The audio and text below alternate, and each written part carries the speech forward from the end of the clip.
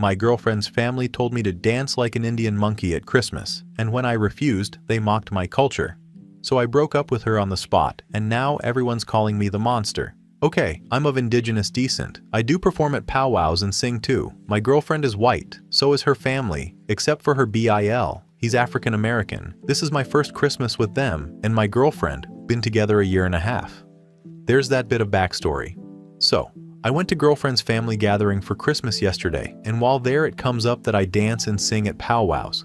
Conversation starts off innocent enough, but I get that feeling that people of color get sometimes when these sorts of talks come up, and I know something offensive is about to go down. There are about 15 grown people there and 4 children. So, I'm fielding questions/statements like, do the words mean anything or is it just gibberish? I can hop too. How much Indian are you? Do you get money from the casino? Anyways, my GF's uncle tells me to do an Indian chant and wants me to dance too. I said no. Then GF's dad chimes in with a, come on, do one, and then like 6 others start asking. I say it's just weird, and I don't want to. GFSBIL is staring at the floor, glancing over at me with a look that says, I'm so sorry. And after about 5 minutes of this shit, her uncle tells his kids to dance and sing like an Indian. So then there's 2 white children making Indian noises and jumping around the room. GF is laughing, like WTF, and everyone is cheering for them. Me and the BIL are staring in complete fucking disbelief. Then they start in on me again. They can do it! Show them how it's actually done. I've had enough. I stand up and tell them I'm not their fucking show monkey, and they need to be more respectful of other cultures. GF just sits there. She's been to at least 10 of my performances and claims to love my culture, and she not once defended me or it here. I look over at her and ask her to help me out here, and she sheepishly says, they're just kidding around. And I say, okay. Well, I'm not kidding around when I say we're done. Her dad and uncle start saying something, and her sister says that that's not fair. And I start walking to the bedroom to get my shit to leave. While doing so, I forget that she drove her car, and I'm without transport to get 4 hours to my apartment. So, I suck it up, go back out there while ex-GF's grandma is telling everyone off. She was also not happy about what transpired. She's a goddamn saint of a woman. I say to ex-GF, you need to take me home. Now. Please, she's crying, naturally. And her dad says, find your own way, you fucking bastard. And BIL stands up and says, I'll do it. His wife tells him not to, and he says something like this was all too much, and he can't just leave me stranded. So, I get into his truck, and I'm shaking. I'm still so fucking pissed off. And he gets in, starts it up, and we're off. About 15 minutes down the road, he looks at me and says, bro, what the fuck? And we start laughing. He tells me about what happened his first time meeting that family and all the stories thereafter, and honestly, I think I dodged a bullet. So, today I've been getting messages from my friends and mutual friends of my ex about how I'm an asshole for breaking up with her in front of her family, cussing them all out and demanding they fly, Uikio, me back home. Apparently she's been feeding them all an extremely exaggerated event. One asked me if keyed her dad's car before I left, like WTF. Anyways, I've been feeling kind of bad for dumping her in front of her family like, my adrenaline is still active, and my nerves are all on end. Is what I did too much? How do I get my friends to believe that what I did was justified? I know she probably didn't mean what she did, but still, she's also been texting me and trying to smooth things over, but I honestly don't see it. Especially after lying to our friends. But also part of me really does miss her. We've been holed up at my place for 11 months, getting to know, almost, everything about each other. I'm confused. I know me and most of her family are done, even if we work this shit out. It's a weird thing to love someone, and then suddenly you have to tell yourself you don't anymore. TL/DR. GF's family was being very disrespectful to my indigenous heritage and culture, told their children to dance like Indians, and I freaked out and broke up with her in front of them all. Top comment, Miss Lexi Black. Fuck that noise. Her family is racist and she didn't stand up for you.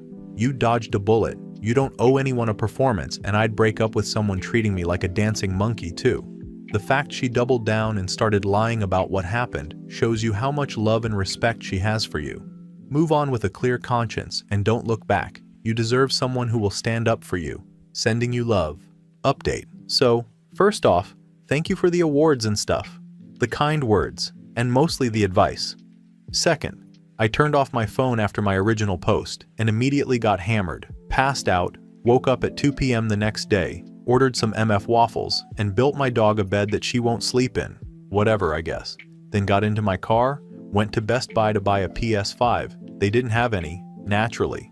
Bought a new TV instead, got a Switch and some games, and had been living the best fucking life I could possibly be living. No phone, no internet, except for the gaming, no social media, and honestly, no heartache. Finally turned my phone back on today to an absolute onslaught of texts, missed calls, voicemails, FB messages, Twitter messages, and you name it. There was a message on my PS from my brother even. I did respond to him to let him know I was fine, and to tell our family not to worry, I was just dealing in my own way. The juicy bits are as follows. X is terribly sorry, and she doesn't condone what they did, but it's her family, and she didn't mean to laugh or whatever. She keeps trying to bait me to respond with things like, what about our history? We talked about having a family. Basically, trying everything. I will admit I did respond once, and I said, politely, please leave me alone. What we had was great. I enjoyed every bit of it as much as you claim you had. But that was absolutely horrific to watch, and watching you laugh at it was heartbreaking and abhorrent. We have no chance after what I experienced. Hopefully that didn't paste in a weird format. But she has since messaged me a few times more than I think she finally realized it's over. Her dad or uncle, I'm honestly not sure who, texted me to apologize for what happened. Never responded. Probably won't. Grandma added me on FB, that goddamn sweetheart. She's like 80 and posted the night this all happened that she has never been so disappointed on a holiday. Then has been spamming the newsfeed with Indigenous history stuff and made a big long post on the anniversary of Wounded Knee that was absolutely beautiful. I am talking with her about her granddaughter. She thinks I should give her another shot. I told her it's honestly not something I want to deal with right now. She gets it though. Our friends group has basically been split down the middle. Half still think I should have waited until Christmas was over to break up. The other half just don't really give a shit anymore, I guess. There are a few friends I did explain what happened, and that went about as smooth as shitting bricks sideways. They refused to believe she would just sit there and do nothing, despite screenshots of her literally saying she was sorry for laughing and not doing anything. So they're gone. Done with them. Some of my closer pals told me they never trusted her, and I asked why, and they said it's because she called fry bread lefsy one time. LOL. Other than that, our friends are all filled in from what happened on both sides, whatever they decide. It is what it is. The real hero of the situation, the BIL, I showed him the post, and he had a few things to say. One, he said fuck the guy who called him the N-word or something. Yeah, fuck that guy.